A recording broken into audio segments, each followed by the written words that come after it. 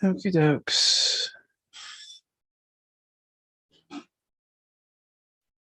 Yes.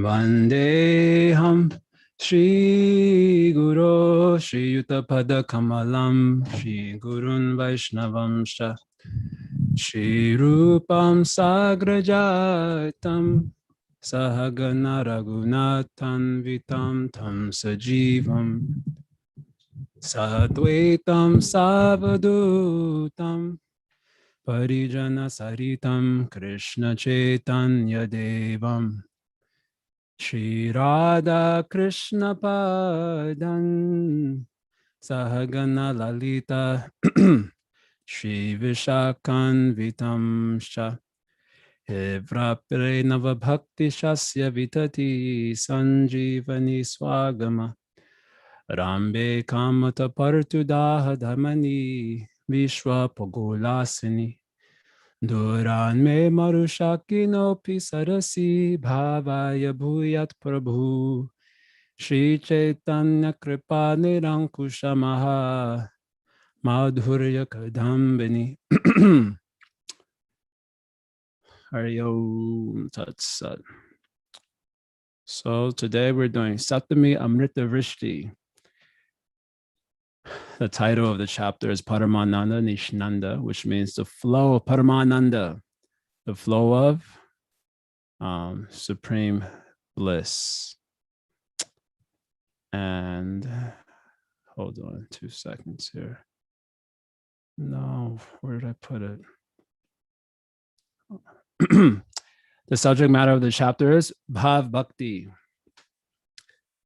So let's just get right into it. I'll share my screen here.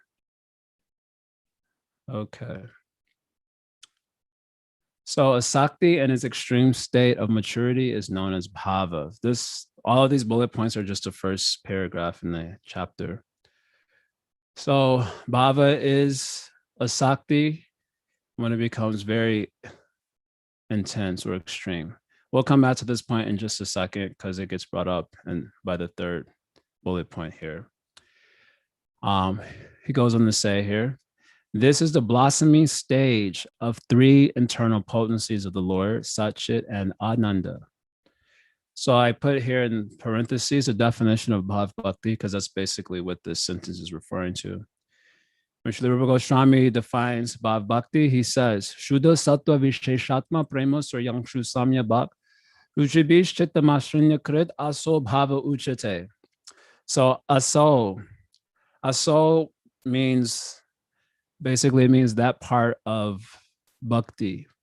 So when Rupa Goswami defines Shuddha Bhakti, Uttam Bhakti, as you know, the verse should be knowing very well by now. Anyabilashi Tashtunyam Gana Karmadya Navritam. Then Anukuyena Krishna Nushilanam, Bhaktir Uttama. So the essential quality of Uttam Bhakti is Anukuyena Krishna Nushilanam, right? It is favorable, continuous, ardent actions and emotions directed at Krishna, right? So Krishna Anushilanam. So when our acharyas break down this word Anushilanam, they mention it has 2 divisions to it, right? It has the active part and the emotional part. The active part is called Cheshtarupa. That means the actions that are performed with one's body, mind, and words. That's called the active part. And the emotive part is known as Bhavarupa, which is really properly or experienced at the stage of Bhav Bhakti. So these are the 2 parts of Krishna Anushilana. So it is continuous actions and emotions directed at Krishna, Krishna Anushilana. So this word asau means that part of bhakti. That part of bhakti means that part which is Bhavarupa. Because previous to this, he's already described Cheshtarupa. Well, of course, Cheshtarupa has 2 parts too, but the first part of the Cheshtarupa is called Sadhana Bhakti, right? Kriti Sadhya, with your body, mind, and words, you're trying to cultivate bhakti, right? So that's called Cheshtarupa. So that was already described in the section on Sadhana Bhakti. So then Rupa Goswami says, Aso, that part of Krishna Anushilana, which is the Bhava Rupa part, is called as Bhava Uchate. So asal means that part of Krishna Anushilanam, which is the Bhava Rupa part. That is called as Bhava Uchate. So I hope that's clear. So this definition of Bhav Bhakti has its essential characteristic and its marginal characteristic. So the essential characteristic is his first line, Shuddha Sattva Vishesha Atma. So the word Atma means like the essential part or the soul.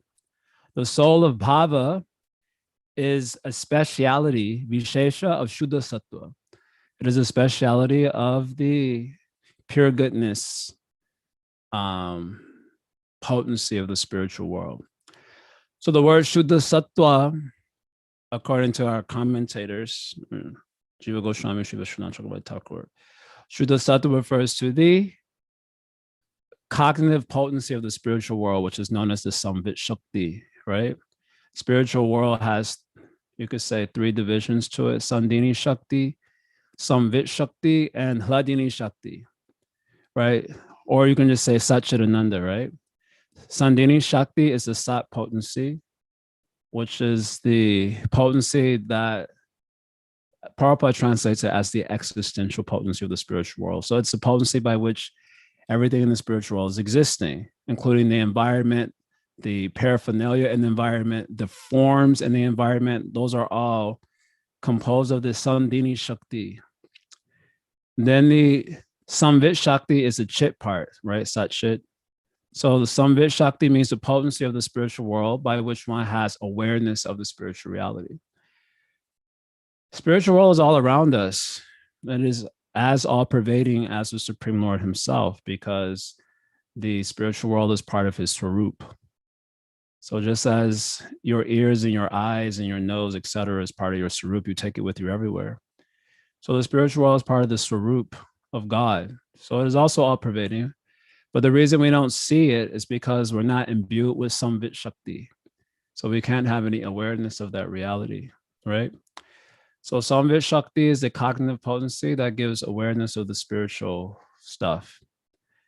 And this word Vishesha, which means like a speciality, is a reference to the Hladini Shakti. So it is a potency of bliss in the spiritual domain, or the Ananda feature.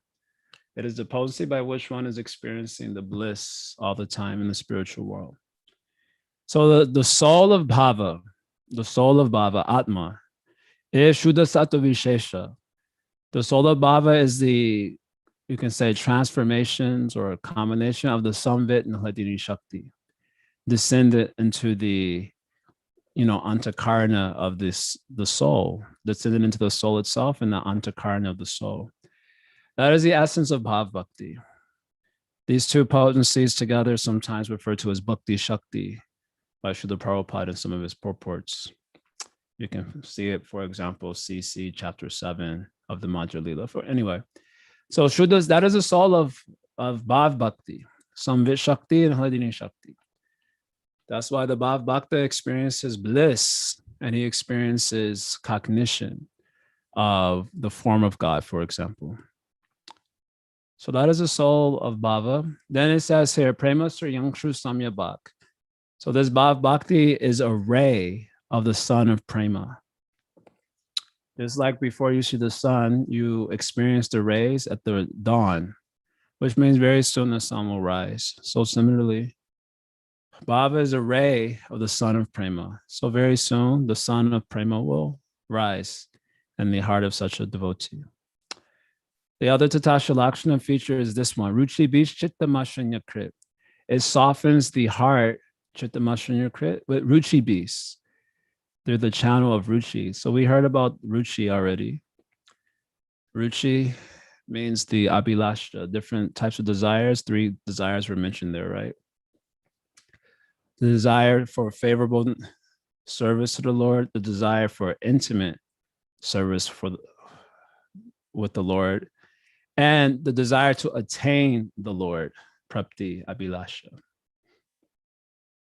So the heart is melting with all these desires. Ruchi Bis, Chitta Mashanya Krit. The heart is completely melting with these desires. So asal bhava uchase. So that part of Krishna Anushila Nam, known as a Bhava Rupa part, is defined in this particular manner. So anyway, this is the blossoming stage of 3 internal potencies of the Lord. So that means one is experiencing this Samvit Shakti, Hladini Shakti, as a result of which they can see God, and they're experiencing spiritual ananda, spiritual bliss. Okay, this is the definition of Bhav Bhakti. That's being indicated by this sentence of Sri Vishwanath Chakravarti Thakur. He goes on to say, Bhava is thus the blossoming flower of the desired creeper of bhakti. So remember, he's been sticking to this image of a desire tree. And when it first sprouts, there's the 2 leaves that unfold, known as Kleshakni. One leaf is having Kleshakni as the inherent attribute, and the other leaf is having Shubhada as the inherent attribute. You remember.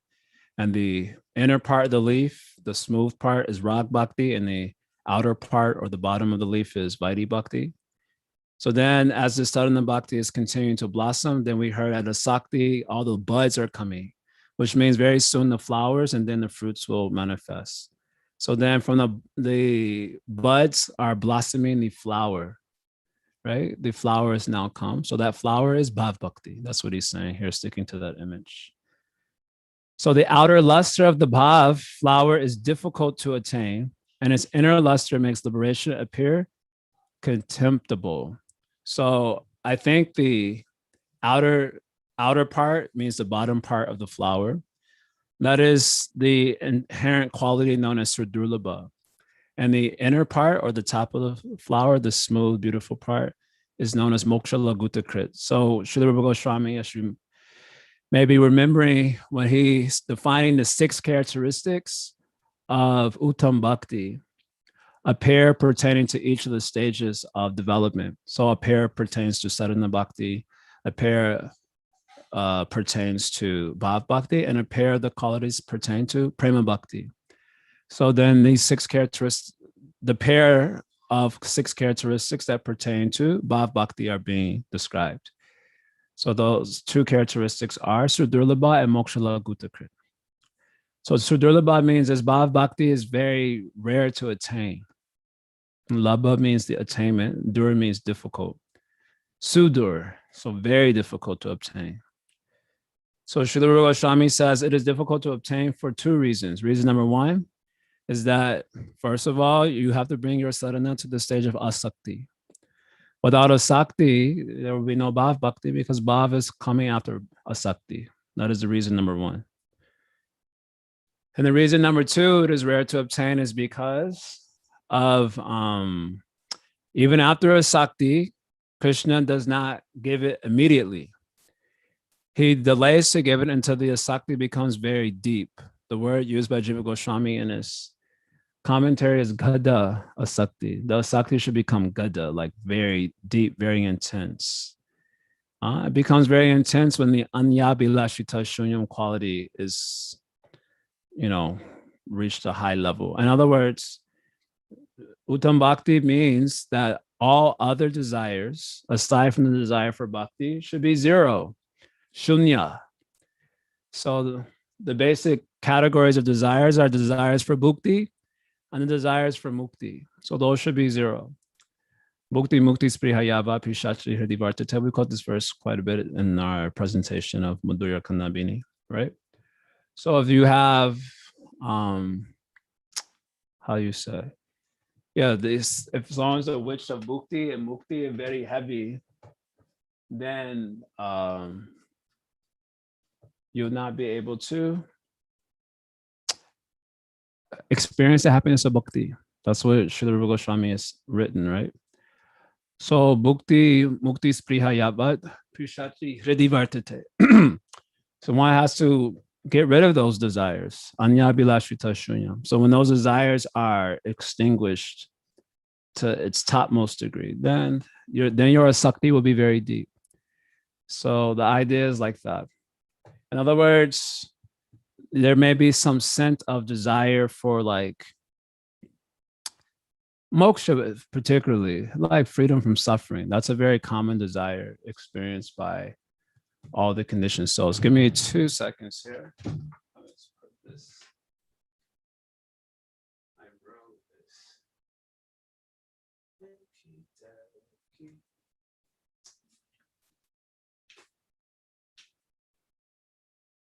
Okay.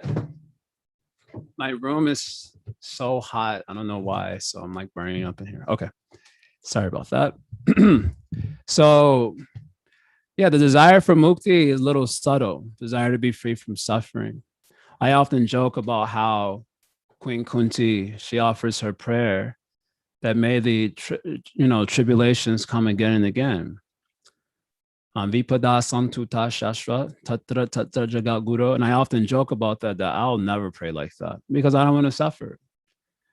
But we hear all the time Krishna gives suffering to his devotees also, or appears to give suffering to his devotees because it increases their humility, which in turn nourishes their bhakti and their eagerness for Krishna. Still, I don't want to suffer.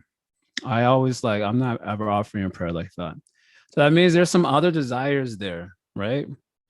But when the sakti becomes very deep, right, then you can pray like Mahaprabhu. Jamani Shware Bhavata Bhaktera Hetu Kitwai. That birth after birth, I don't care if I have to take birth in this samsara, experience suffering again. Just let me be your bhakta. Ayinanda tanu jankinkanam patitamam vishame bhavam buddho. Kripaya tava pada pankajastuito dhuli sadrisham vijintaya. This verse of Shishashakam pertains to asakti stage. I have fallen into this ocean of suffering for a time without beginning. And what is the suffering? The suffering is that I am devoid of you. That is the real suffering. Even behind all the ignorance and samsara and all that, there's an absence of you, awareness of you, of connection with you. That is the real suffering. So the only solution to that suffering is your darshan. So I have no other desire. I have no desire for bhakti.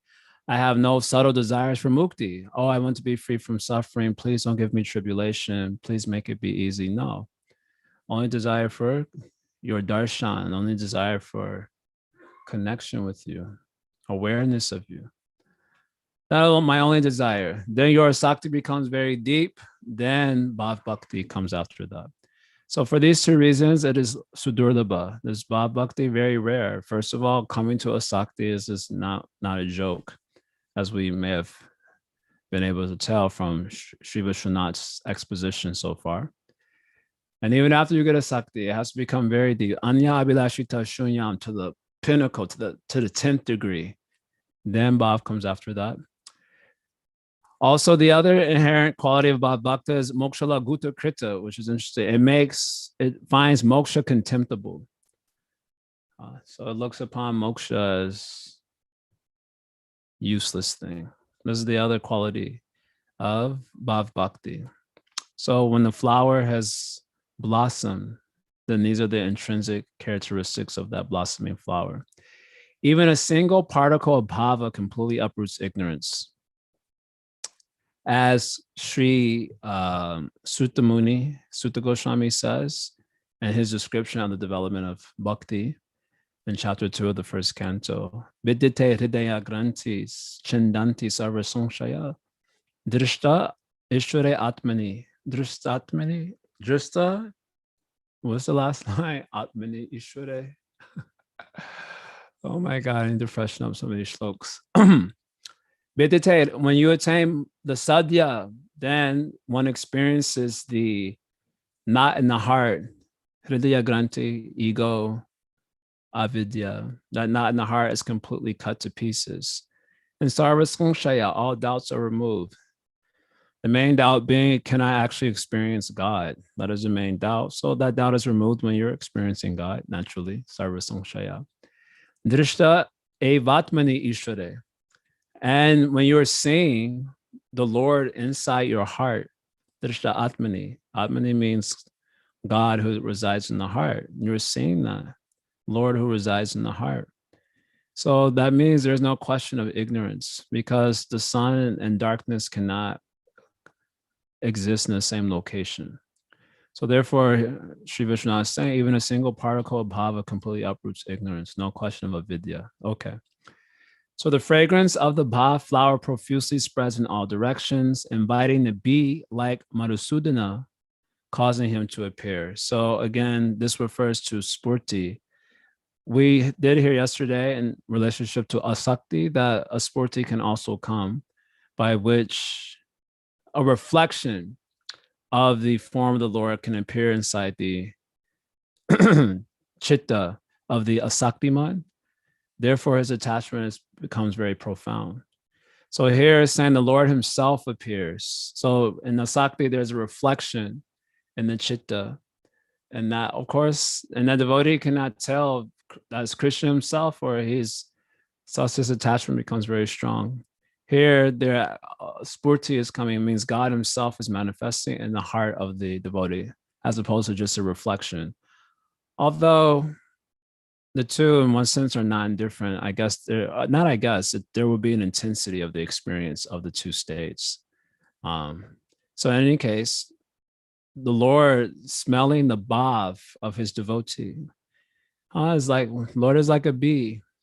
So he smells the fragrance, he comes running to that flower, and he becomes attached, he becomes controlled. In the same way that the bee, his nose becomes his downfall, right? This is mentioned in the 11th canto, Bhagavatam, in the chapter dealing with the many gurus. So the Brahmin, Avadhu Brahmana, he had learned from the honeybee, he had learned from the moth, the honeybee, the elephant. What are the other two creatures? Eyes, we got honeybee, the moth, the fish, the elephant is a tactile sense, and the deer, how the senses becomes a downfall of the living entity that is mentioned in the Avadhu Brahmin sect. So what he learned from the bee is how the bee's nose, that's the sense that ends up being victimizing the bee.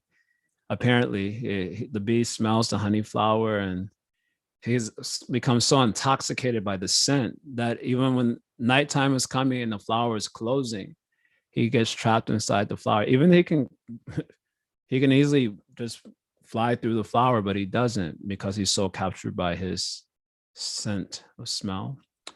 So also Madhusudana becomes attracted and captured by the Bhav Bhakti, the scent of his blossoming affections. Okay. What's more, the emotion of the heart melt like the oil of bunches of sesame seeds scented with the fragrance of Bhav, at once fit to affectionately anoint the Lord's limbs. So this is kind of a reference to this line of the definition of Bhav Bhakti, Ruchi Bhishchita Mashunyakit. This Bhav Bhakti melts the heart with Ruchi. So this melting of the heart is being compared here to like the oil that comes from sesame seeds. And it's having nice scent, the scent of Bhav Bhakti. So then you take that oil and you anoint the Lord's limbs in your meditation. That's the image that is being given. So very nice. When the heart is hard and no oil coming out.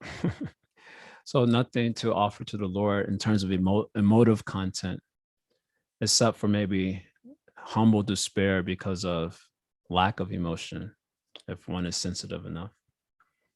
But at Bhav Bhakti, your heart is melting. So you take all those emotions and you anoint the Lord's limbs. That image is given to us. If such bhava appears even in a chandala, then it makes him worthy of respect from Brahma and others. So there's no question of high and low when someone has Bhav Bhakti. Story is told there in Chaitanya Chaitamrita of the Brahmana who was illiterate. He was given instruction by his guru to read Srimad Bhagavad Gita, but because he was illiterate, he would be found reading the Gita upside down, and the other Brahmanas would make fun of him.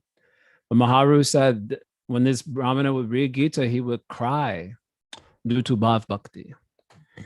And so Mahaprabhu, saying this, said that this Brahmana has understood the import of Bhagavad Gita, even though he was illiterate. Similarly, you have others like Haridas Thakur. He was born in a Muslim family, which is considered Yavana birth, low birth, or Rupa Goswami, Sanatan Goswami. Even though they were born at high level Saraswat Brahmin families, because they took employment from the Muslims, they later lost their caste. So they were also considered fallen, socially speaking. But they have Bhav Bhakta. So now they are worthy of being respected by Brahma and others. The person who has the topmost position in the universe offers respects to the Bhav Bhakta. Vipradvisha gunayatar aravinda naba padara vinda vimukha sapacham varishtam. Forgetting the next line, which is the real purpose. This verse is coming from Palatstava. So he says that Brahmana who has all the qualities of a Brahmana, 12 of them are mentioned, Vipradvisha gunayata aravinda naba. But he is vimukhat, he is turned away from God. Then Shrapachamvarishtam, the dog eater, is better than that Brahmana, the dog eater who has given his everything to the Lord. Why can't Manye? Oh God, I can't remember the verse now. Manye Vachana. Oh, I'm forgetting the verse. Why you say he is better? Pranam punati sakulam natubhuri mana. Because this dog eater can purify his whole lineage because of his bhav bhakti or dedication, whereas that Brahmana cannot even purify himself because of his pride. Those verses told by Prahlad. So bhav bhakti is the real, you can say, the equalizer, or you can say the lack of bhav also is the equalizer. In other words, in the social world, especially let's say like our ISKCON community, someone may say, oh, I am more advanced, you are less advanced. But the real question is, do you have Bhav Bhakti or not? Are you having that mystic experience of the Supreme Lord? And if the answer is no, then you're in the same boat as me. That is the lack of Bhav is the great equalizer. Or the attainment of Bhava is the great equalizer also. That is the real point, purpose of life, of course, purpose of Shuddha Bhakti culture. Okay, so this is his opening statement. We get a lot of information about Bhav Bhakti. So he goes on to describe the subjective experience of the Bhav Bhakta. I'm just going to gloss it here. Basically, when you have Bhav Bhakti, then you're ushered into an ocean of devotional emotions, right? An ocean of devotional emotion. And out of that ocean of devotional emotions are coming the waves of different emotions. So these waves are called as Sanchari Bhavas. Examples are like joy is a Sanchari Bhava, sorrow is a Sanchari Bhava, self-deprecation is a Sanchari Bhava. There are 33 of them mentioned by Rupa Goswami, Bhakti Rasamrita Sindhu. The word Sanchari Bhava also refers to the Vyabhichari Bhavas. Those are synonyms. So you're invited into this ocean of devotional emotion, and you're, in a sense, you're like drowning in it. Of course, drowning is a negative connotation. You can say playing in it, but more like drowning because you're just overwhelmed by these emotional states, all in relationship to Krishna. And yeah, so sometimes such a devotee experiences ecstatic joy, like he gets a spurti of Krishna. And other times he experiences great sorrow due to lack of that darshan. Nice verses there. Evam vrata swapriya namakirta jatanurago jrutachitta uchai hasyastito roditi roti gayati umadavan nirtiti lokabhayaha. This verse was told by Sri Chaitanya Mahaprabhu's guru to be the essence of Srimad Bhagavatam. Evam vrata, being fixed in the vow to wander the world, singing the glories of the Supreme Lord, without attachment and without inhibition. You wander the world this way. So being fixed in that vow, one develops the sadhya, jata anuraga, specifically by doing kirtan of the names of God that are dear to your heart. And the result of that blossoming sadhya, bhakti, is there's laughter, and then there's crying and despair and madness and dancing without caring for public opinion. So the verse is describing sort of the emotional states that such a Sadhya Bhakta experiences. So, it says Hasati, he's laughing because in his meditation, he sees some Leela of Krishna playing some joke on the gopis. And then later that vision just disappears. And so he's thrown into despair and he begins crying profusely. And this way, these different emotional states are coming up in the and the ocean of a devotee's, the ocean of emotion and Bhav Bhakta's heart. So this paragraph, Sri Vishwanath is kind of indicating that our commentators, they do bring up a particular verse. This sounds like Prema Bhakti. So why this is being mentioned in relationship to the Bhav Bhakta? So basically, Bhakti only has two divisions, Sadhana Bhakti and Sadhya Bhakti. And then Sadhya Bhakti itself has two divisions, according to Srila Rupa Goswami, Bhav Bhakti and Prema Bhakti. So why he has divided Sadhya Bhakti into these two parts? So there, Rupa Goswami is giving reason why he divides into two parts. So there's a nice definition here. This is quoted in 121 of Bhakti Rasamrita Sindhu. So I'm just reading it here. Utpana rataya samya nirvignam anupagata Krishna sakshakrato yogya sadhaka parikirtita. Those are called practitioners, sadhakas. Sadhaka parikirtita. They're known as sadhakas, okay, who have developed rati for Krishna, utpana rataya, and are qualified to see Krishna directly. Krishna sakshakrato yogya. Okay, so they have rati and they're qualified to see Krishna directly, but who have not completely extinguished the anarthas. Samya narviknyam anupagata.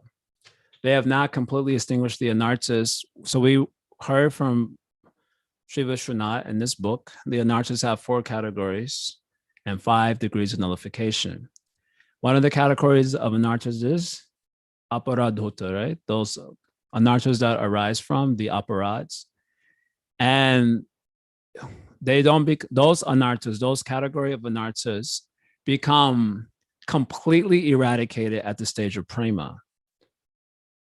Absolutely eradicated at the stage of actually attaining the land of the Lord. And they're only almost completely eradicated at the stage of Bhav Bhakti. So that means that, yeah, the effects of aparad exist even in the Bhav Bhakta. So for this reason, he is also referred to sometimes as a sadhaka. But this reference of the Bhav Bhakta as a sadhaka is not the same as the sadhaka bhakta of sadhana bhakti, because we already heard that the goal of sadhana is Bhav Bhakti, that we've already heard from Rupa Goswami. So why this Bhav Bhakti is coming? Because there's still some fault there, you can say, in the form of the effects of namaparad. Whereas in prema, that effect is also completely eradicated. So this is the distinction between bhava and prema. So although there's this profound emotional inner world that we're hearing about in relationship to the Bhav Bhakta, he is still not completely perfect. He's still a, quote, sadhaka, someone who is still cultivating bhakti and moving towards position of siddhi or total perfection. So, interesting point there. I'm not reading anything here. You can read it in the book if you like, but this is his emotional landscape. Okay. Going on a little bit more here about that. His intelligence then unfailingly has this single purpose. The Lord remains on the path of his memory, whether he sleeps, dreams, or is awake. Very nice. You'll hear from the Bhakti Sandarbha, there are 5 states of remembrance. At the heart of Krishna consciousness is remembering Krishna, right? Even if you look at the essence of Vaidhi Bhakti from BRS, the essence of Vaidhi Bhakti is to always remember Krishna and to never forget him, right? The essence of Raganuga Bhakti also is to remember Krishna along with his eternal associates. Krishna Smaranam Janam Chasya. You remember Krishna along with his eternal associates who has the emotion that you're trying to cultivate. Nija Samahita. I'm misquoting that particular verse. So this remembrance is the essence of bhakti. Man mana bhava ma bhakto, right? Always remember me and be my devotee. This is the topmost instruction of the Bhagavad Gita, Paramamvacha. So this remembrance of Krishna is most important. So how are you remembering Krishna? So there are 5 states of remembrance, just mentioned in Bhakti Sandarbha. 5 states of remembrance are smarnam, dharana, dhyana, dhruvanushmriti, and samadhi. These are the 5 states mentioned. Smarna means like some remembering here and there. That's what basically what smarna means. Dharana, there's concentrated or focused remembrance on a particular thing. Dhyana is concentrated focus on a particular object of meditation without disturbance from the outer or inner world. And then dhruvanushmriti means when the remembrance of God is unbroken. The example is given like honey coming out of the honey bottle. When the honey comes out, it's just dripping without any breakage in the, maybe this is not a perfect example, but this is the example that's given. Dhruvanushmriti is just dripping out like one unbroken thread of honey. That's called dhruvanushmriti. So this Bhav Bhakti has this dhruvanushmriti. That means in waking life, in dream life, and in deep sleep, he is remembering Krishna. So normally in waking life, we are distracted by the waking world of objects, which we pursue. In dream sleep, where our senses can't pursue gross sense objects, we are distracted by the mental combinations generated in dream life, and we identify with that and get lost in that also. In deep sleep, there's suspension of the antakarana, and the jiva is actually just situated in awareness of his own self, or you can say he's aware that he's not aware of anything, because tamaguna is so dense in a state of deep sleep that he's aware of nothing, like literally nothing, not even including his ahankara and his body, his senses, and so on. So like anesthesia, also a similar state. Here he's saying all those states, those 3 states, the Bhav Bhakti is remembering Krishna, dhruvanushmriti. So that's kind of far out. Then his self-conceit, ahanta, I, enters a perfected body, siddhadeha, suitable for his desired service to the Lord, and is as if almost leaving the presence of the kabadi. His sense of possessiveness, mamata, becomes like a bee ready to relish the nectar of the Lord's lotus feet. So our main problem in the material world is I am mine, right? This is also known as the hridaya granthi. This hridaya granthi, the knot in the heart is that knot of I am mine. So the I feature is I am this body, and the my feature is all the things related to this body are mine. And in this way, the jiva is bound in the material world very profoundly. Even after you hear, I am not this body, these things are not mine, that doesn't do anything to the ahankar, right? The ahamamata principle is not touched just by hearing that. How many times we have heard, I'm not the body, these things are not mine, but we don't operate like that. It's impossible, in fact, to operate like that. We can somewhat abstractly, when something comes up where our body's under pressure for whatever reasons, or we're losing something, then we might philosophize. Actually, everything belongs to Krishna. Actually, I'm not my body. But actually, the way you experience it is that you are the body. That's your visceral experience. I am this body, and these things are mine. That's the visceral experience. Ahamamiti. You can't just philosophize it away. So it's impossible, because if you're not this body, then what body are you? The jiva, in order for him to express his nature, his nouriship nature, his enjoyingship nature, his agency, he needs a body, either a spiritual or material one, but a body is required to give expression to his nature, or his intrinsic nature of nouriship, doership, enjoyership. Without a body, he cannot give expression to those latent potencies. So we need a body. So right now we have the material body. So that's the only way we can express ourselves, so to speak, or express these latent powers of ours in the form of nouriship, doership, enjoyership. That's the only way you can express. So you're not just going to give that up. Oh, I'm not the body. Okay. I'm not the body. But no, we very much feel that we are the body. So you can't just give it up. So here it's saying when one comes to the Bhav Bhakti platform, that I am my principle enters into another body. That's what it's saying here. Right now, the I, mind principle fixed in the material body. So no matter how much someone tries to tell you you're not the body, it is fixed there only. You cannot think or act otherwise. But the I and mind principle enters into another body. This body is called the Siddha Deha. So the Siddha Deha means the spiritual body. At the stage of sadhana, particularly of Raganuga type, we hear Seva Siddha Karupena, Siddha Rupena Chatri, right? In Raganuga Bhakti, you're supposed to render seva in two forms. Sadhaka Rupa means the sadhaka, the body itself. Let's call it Sadhaka Rupa after initiation. And the Siddha Rupa means the bhavana, the contemplative form. So as one begins to recognize the way they're attracted to Krishna, and they study the associates of the Lord who embody the bhava that that you want to have in relationship to Krishna, you study that. Then as you make advancement through the stages of ruchi to asakti, then a contemplative form that is suitable for service to Krishna in that particular relationship becomes part of your meditation life. But at the stage of sadhana, you are always in doubt. Is this a real form or is this just my mental concoction? You will be in doubt.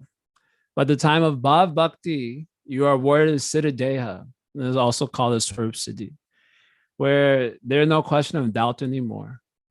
A spiritual body, you can clearly see you have a spiritual self-image that's not just the combination of contemplation, which is taking place in the subtle body, but the self-image becomes of yourself as a completely spiritual entity made of Swarup Shakti. And the I and my principle enters into that Siddha Deha. That is, this Sri Vishnu is going to come back to a little bit at the end of this very book. So when your my principle enters into the Siddha Deha, then it is as if you're in the body, but now you're disconnected from it, practically. In the same way that in the same way that Prabhupada gives this example also, when the coconut is really ripe, then the skin of the coconut detaches from the shell of the coconut. And if you shake the coconut, you can hear the skin inside the coconut. It's inside it, but it's completely detached from the actual shell of the coconut. So also when your I and my principle enters into the Siddha Deha, you are in the body, but now you're disconnected from it. You're not really linked to it anymore, because that is the meaning here, as if almost leaving the present sadhaka body. That is what it means there. You exist in the body, but with detachment, because your attachment is in another body and another sort of world of experience. So this is a little bit of an esoteric point, but it is brought up here. His sense of possessiveness becomes like a bee, ready to relish the nectar of the Lord's lotus feet. So I am the Siddha Deha, and Krishna is mine. That is coming up in Bhav Bhakti. And it becomes comprehensive at the state of Prema Bhakti, where this principle of I and mine is placed in the definition of Prema. We'll get to that later. Okay. Just one other thing here, then we'll pause. In this stage, the devotee tries to conceal his mood, like a miserly person holding a precious jewel.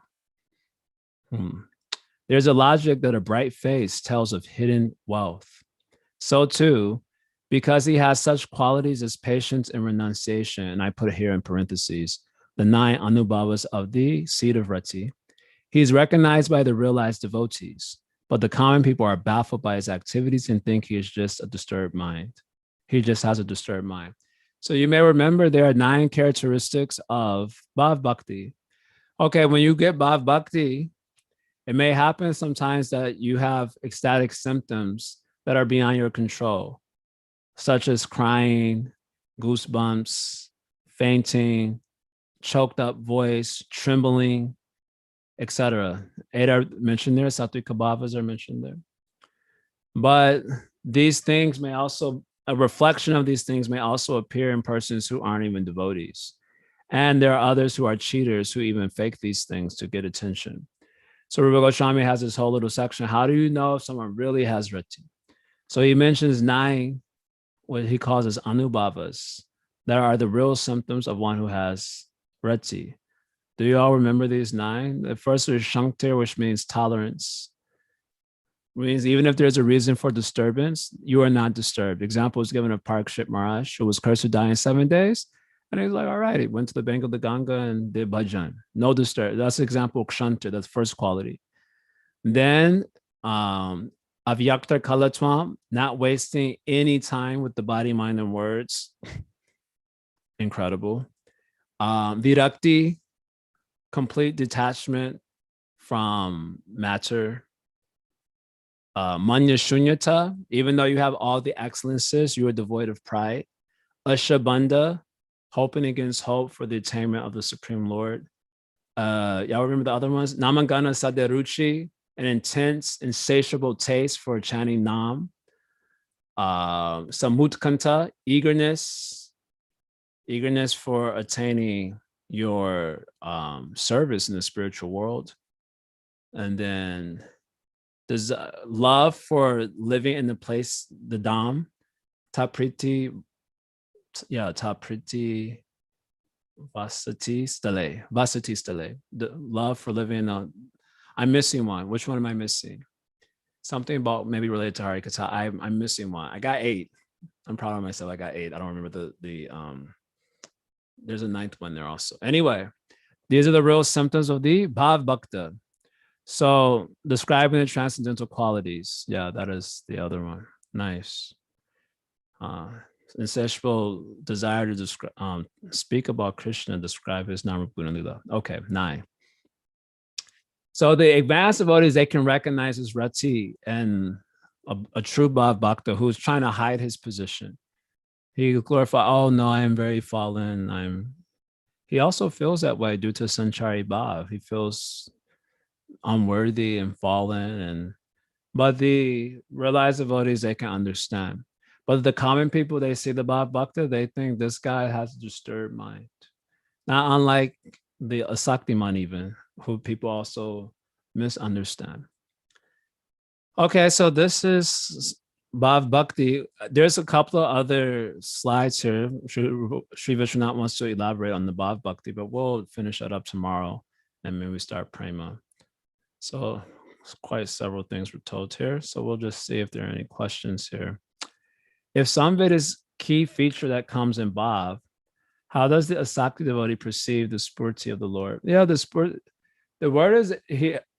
I tried to answer this because I figured that this would come up. But in Asakti, it says there's a reflection of the Lord. So reflection and is less intense, and then the Lord coming in the psyche is more intense. That's the only intuitive way I can explain that from my level of understanding. So it's an intuitive understanding. He is qualified to receive a reflection of the form of the Lord in his psyche, the Asaktiman devotee. So reflection is going to be less intense than the actual substance itself, right? Of course, it's in relationship to Krishna. So thinking about it abstractly, it's like, how though? It's just like the holy name is Krishna himself, but we don't experience the name to its full degree because of our own subjective or lack of subjective achievement.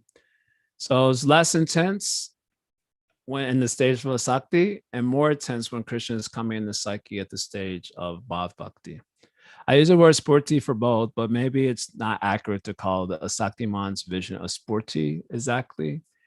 So I would have to ask about that. This is just some intuitive philosophical conjecture here. Sporti Abbas is not really an Abbas though. It's a reflection. The word uses Bhagavat Pratibimba. It's a reflection of Bhagavan in the Chitta. So it's not a basa, it's like a true reflection. But I wish I had the experience of a Sakti, then I could just tell you directly what it's like. But right now I'm just depending on devotional intuition from what I've studied and what I understand of the subject matter. Okay.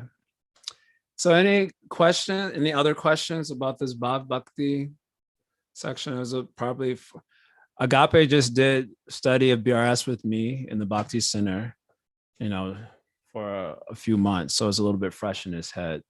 But for the rest of you, it's probably not as fresh in your head, all these revisiting some of these ideas from BRS. So if you have any questions about that, otherwise we can stop here also. And I'll complete this Bhav Bhakti thing tomorrow.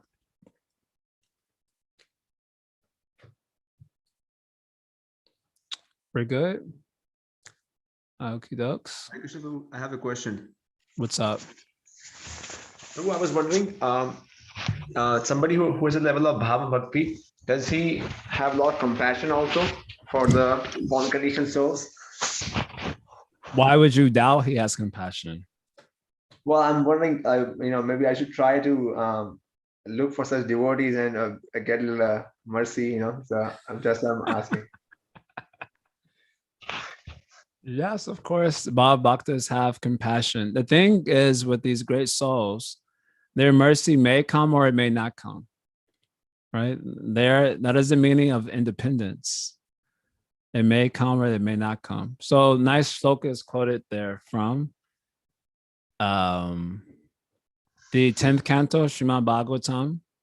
Is it the 20th chapter where it talks about the autumn season in Braj? 20th, yeah. It's 20th chapter, right? Yeah. So there, let me see.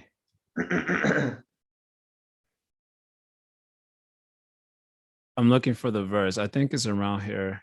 It says, no, that's not it.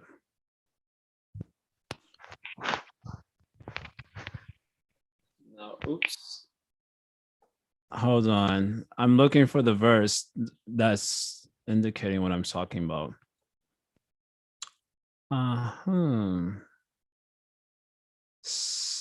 I forget how the sentence goes. I can keynote it. Give me a second, guys. You know how in Prabhupada's time when Prabhupada would like pause, all of the voice go until he starts talking again. Y'all could just do that real quick. I'm just looking for this particular statement. The joyful, no, that's not it. Wrong. No. Yeah, here it is, 36. Okay. So here it says, during this season, I guess I could share the screen also if you want to see the verse. During this season, the mountains sometimes release their pure water and sometimes did not. Just as experts in transcendental science sometimes give the nectar of transcendental knowledge and sometimes do not. So this verse is also quoted by Sri Vishwanath in his commentary to 1.5, I think 23, which describes how the Bhaktivedantas gave mercy to Narada Muni. He also references this particular verse because in there, the verse, Narada Muni says he had the good qualities and the good qualities inspired the Bhaktivedantas. So Sri Vishwanath wants to reconcile this with, wait, but they're supposed to be impartial. But if they're being partial to him because he has the good qualities, then that contradicts the nature of such sadhus. So Sri Vishwanath says he got the good qualities from the sadhus, and then those good qualities later became further impetus for further mercy. That's how he makes some reconciliation. And in that context, he is also quoting this particular verse. So Bhav Bhaktas are any devotee, really. They have independence. So they may give or they may not give. But maybe if you're crying for such sangha, then you can get it. So there's one nice prayer by Rasika Murari called the Bhagavatashtakam. Bhagavatashtakam, the last line of which, Vande Bhagavatani Mananulavam Murtnani Patakshito.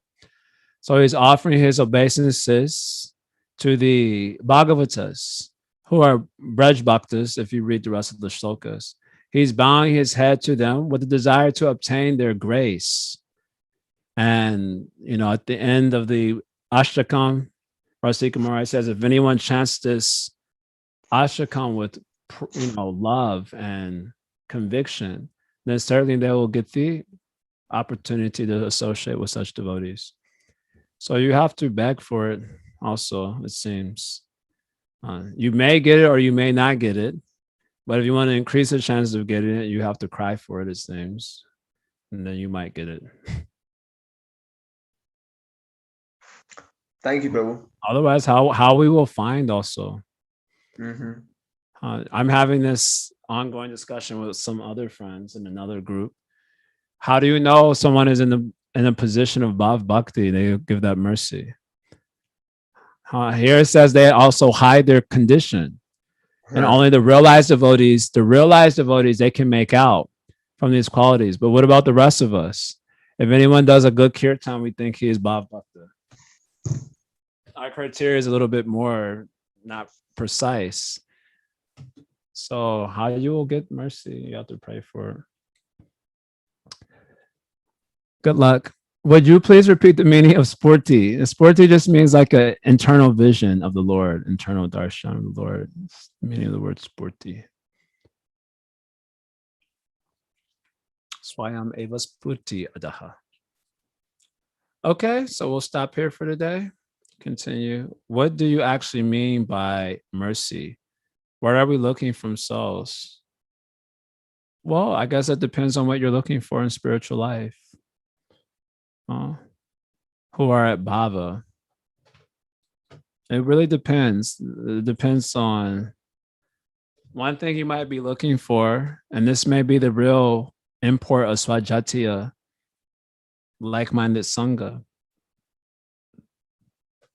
But the mercy you're looking for from such bhav bhaktas is explanation of the type of bhakti that you're attracted to.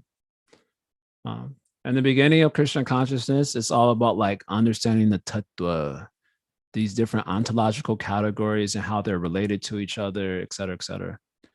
But after you get purified, then your necessity becomes less about understanding and more about experience. Of course, understanding experience is always there throughout any process. But in the beginning, it's more about understanding. Because we're in complete ignorance, so we need understanding. After understanding is solid, then the thing is, well, is this really, can I really experience this? That doubt will plague the sadhaka until he actually gets Bhav Bhakti. That's why I said, Sarva Samshaya, all doubts are destroyed, Chindanti, when he is Drishta Atmani Ishvare, when he is seeing God in his heart. So this doubt will be there. After you get understanding, this doubt will be there. Well, can I actually experience God in that way? So the Bhav Bhakta is having that experience. So sadhaka, who is a little bit purified and has erected an edifice of understanding. Mercy from a Bhav Bhakta means, how did you get there? And can you explain to me this and that? Things that pertain to an actual relationship with Krishna. For example, that might be one sort of mercy that one would be looking for from such a Bhav Bhakta. Okay, we'll continue this tomorrow. Hari Om Tat Sat. Thanks a lot. Srila Prabhupada ki Jai. Hari Hari.